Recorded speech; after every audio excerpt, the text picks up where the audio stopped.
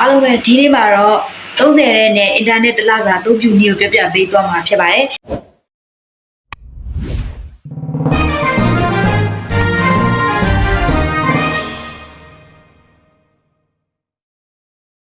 ဒီနည်းလမ်းကိုမသိခင်ပါလေကျွန်တော်ကိုယ်တိုင်လေကျွန်တော်ရဲ့ဖုန်းပေဖို့ပါဆိုရင်တစ်လကိုဘတ်150ဘတ်ကအမြဲကုန်ကျနေပါတယ်ဒီနေ့မှာတော့ကျွန်တော်ရဲ့အမတယောက်ကကျွန်တော်ကိုအကြံဉာဏ်ပေးလာပါတယ်ဘတ်150ကုန်မယ်အစား30တန်စမန်နီးနဲ့တစ်လစာအင်တာနက်အသုံးပြုလို့ရတယ် TikTok YouTube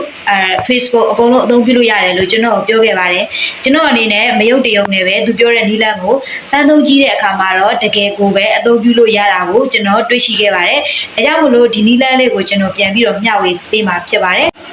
တခုလိုအပ်တာကကြတော့လူကြီးမင်းရဲ့စင်ကက်ကဒီတစ်စင်ကက်တော့ဖေးရမှာဖြစ်ပါတယ်အဲ့တော့အနေနဲ့ပထမဆုံးလူကြီးမျိုးရဲ့ဖုန်းတွေထဲမှာဖုန်းပေ30ရှိဖို့လိုအပ်ပါတယ်ဖုန်းပေ30ရှိတယ်ဆိုရင်ကျွန်တော်စမတ်နီးလေးကိုပြောပြပေးပါမယ်ခင်ဗျာအရင်ဦးဆုံးကျွန်တော်တို့စမတ်ရမှာကတော့ဖုန်းပေအရင်ဦးဆုံး20တန်းကိုအရင်စမတ်ရမှာဖြစ်ပါတယ်ပြီးလို့ရှိရင်ကျွန်တော်တို့10ဘတ်ကိုစမတ်ရမယ်ဖြစ်ပါတယ်စုစုပေါင်း30ဘတ်ကိုစမတ်ပြီးတဲ့အခါမှာတော့ကျွန်တော်တို့ဒီ30စာအင်တာနက်ကိုအသုံးပြုလို့ရမှာဖြစ်ပါတယ်အဲ့တော့20စာလေးကိုကျွန်တော်တို့ဘယ်လိုစမတ်မလဲဆိုရင်ကျွန်တော်ပြောပြပါမယ်ပထမဆုံးအနေနဲ့ *117*30# ကိုနှိပ်ပြီးတော့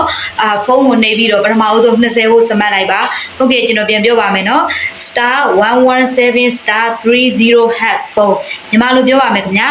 *119*339# ဖုန်းကိုနှိပ်ပြီးတော့20ဘတ်ဖို့ကိုအရင်ဆုံးစမတ်လိုက်ပါပြီးလို့ရှိရင်တော့10ဘတ်ဖို့စမတ်ရမှာဖြစ်ပါတယ်အဲ့ဒီ10ဘတ်ဖို့ကကြတော့ *104*956# ဖုန်းကိုနှိပ်လိုက်ပါโอเคမြန်မာလိုပြန်ပြောပါမယ်ခင်ဗျာ *134*956# ဖုန်းကိုနှိပ်လိုက်မယ်ဆိုလို့ရှိရင်ကျွန်တော်တို့ဖုန်းပေအင်တာနက်စမတ်ပြီးသားဖြစ်သွားပါပြီဒီလိုဆိုလို့ရှိရင်တော့လူကြီးမင်းက30ကိုစမတ်ပြီးတော့အင်တာနက်တစ်လစာကိုအသုံးပြုလို့ရပါပြီခင်ဗျာမှားယွင်းချက်တွေလွဲချက်တွေရှိခဲ့ရင်တော့ကျွန်တော်ရဲ့အားနည်းချက်တာဖြစ်ပါကြောင်းပြောရင်ဒီနေရာလေးမှာနှုတ်ဆက်လိုက်ပါတယ်ခင်ဗျာအားလုံးကျေးဇူးတင်ပါတယ်